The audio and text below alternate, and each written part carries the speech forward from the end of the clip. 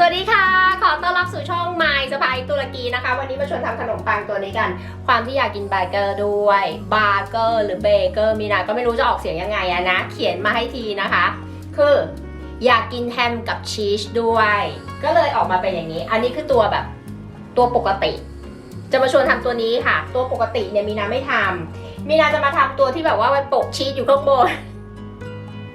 แล้วก็ยัดไส้ด้วยตัวแฮมกับชีสค่ะบอกเลยว่าอร่อยมากคือเบ็ดเสร็จจบในตัวเดียว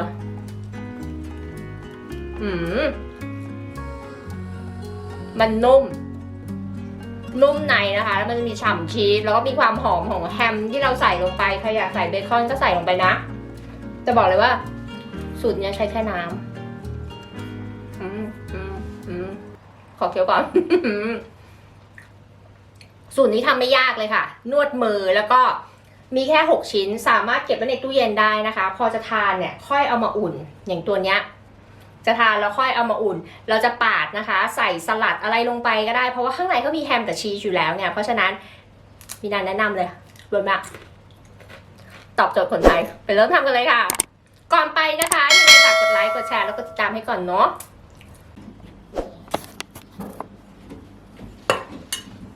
วันนี้เรามาเริ่มกันแบบเร็วๆเลยนะคะน้ำเปล่าค่ะจะน้ำอุ่นก็ได้อุณหภูมิห้อง180 ml 180 ml ก็ประมาณเศษ3/4ถ้วยตวงนะแล้วก็ยีสต์ค่ะยีสต์1ช้อนชาค่ะวันนี้มีนาไปแบบเร็วๆนะเพราะว่ามีนาจะลงไปซื้อของน้ำตาลทรายค่ะ1ช้อนโต๊ะจะได้ยินเสียงข้างบนนะ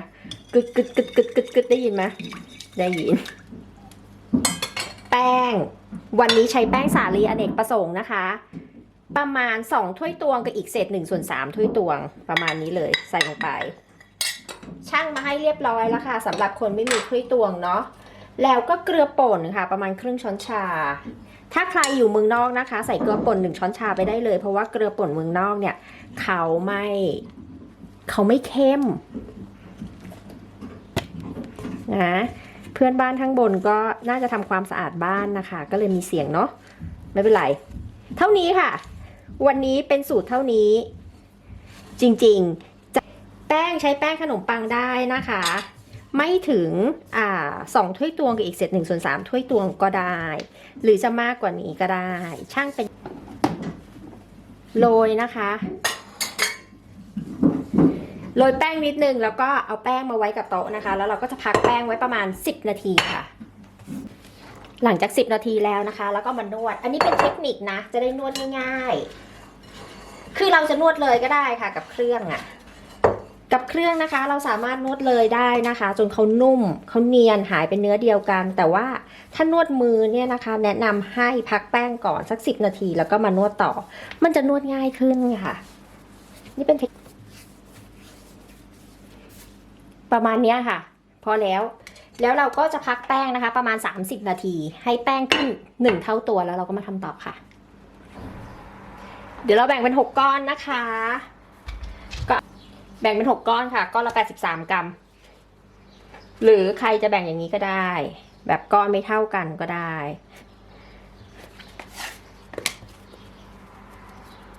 แบ่งเสร็จแล้วเราจะปั้นเป็นก้อนกลมๆค่ะแล้วก็วางเอาไว้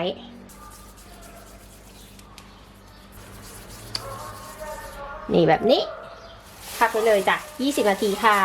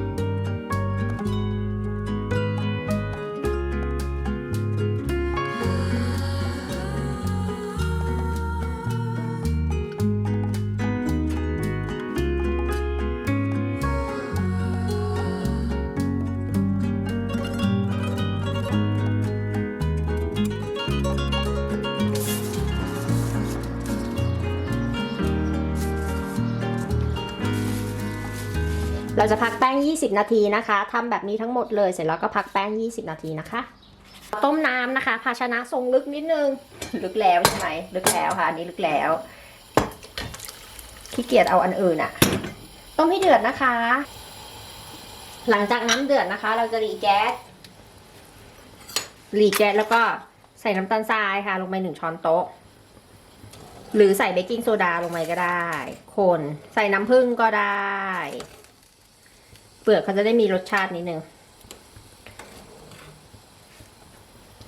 เสร็จแล้วเราก็เอาตัวเนี้ยค่ะใส่ลงไปเลย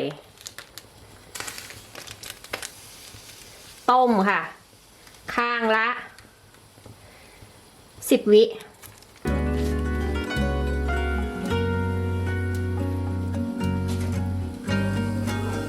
ต้องเป็นภาชนะทรงลึกนะคะตอนนี้อุ่นเตาอบแล้วนะคะที่ไฟ200 องศาหรือ180 องศาก็ได้ไฟบนล่างไม่เปิดพัดลมกลับด้าน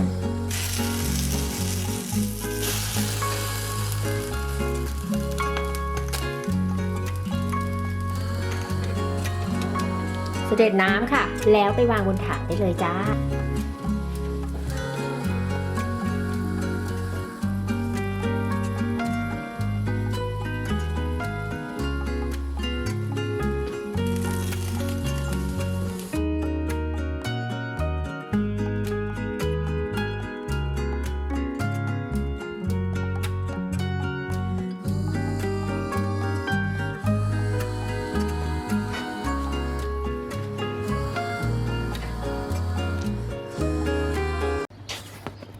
เดี๋ยวอบที่ไฟ200 องศานะคะไฟบนล่างนะคะไม่เปิดพัดลมหรือใครจะเปิดพัดลมก็ได้จะอบ180ก็ได้อบแอร์ไฟเออร์นะคะอบ140นะคะ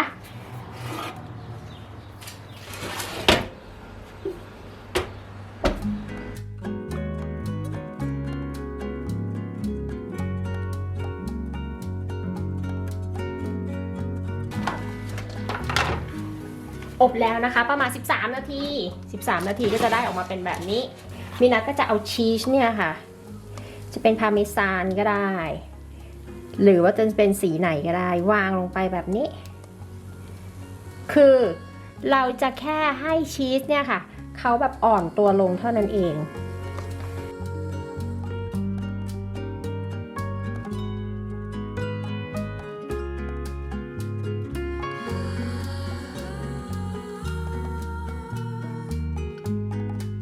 เอาเข้าไปค่ะแป๊บเดียว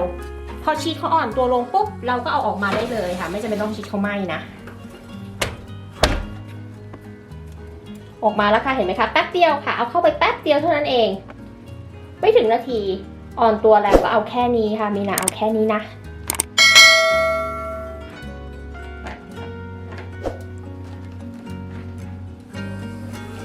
อันนี้คือตัวแบบไม่มีไส้นะคะตัวแบบไม่มีไส้ไม่มีหน้าก็น่าทานดีเหมือนกันยังไงฝากกดไลค์กดแชร์แล้วก็ติดตามให้ด้วยนะคะทำง่ายๆเลยเดี๋ยวเอาไว้ท้ายคลิปมีนาผ่าให้ดูร้อยเขาเย็นตัวลงก่อนนะคะผ่าออกมาแล้วนะคะเป็นแบบนี้ข้างในก็จะเป็นแฮมนะคะแล้วก็ชีสอยู่แบบนี้ฝากกดไลค์กดแชร์ให้ด้วยนะคะแล้วพบกันคลิปหน้าค่ะสวัสดีค่ะ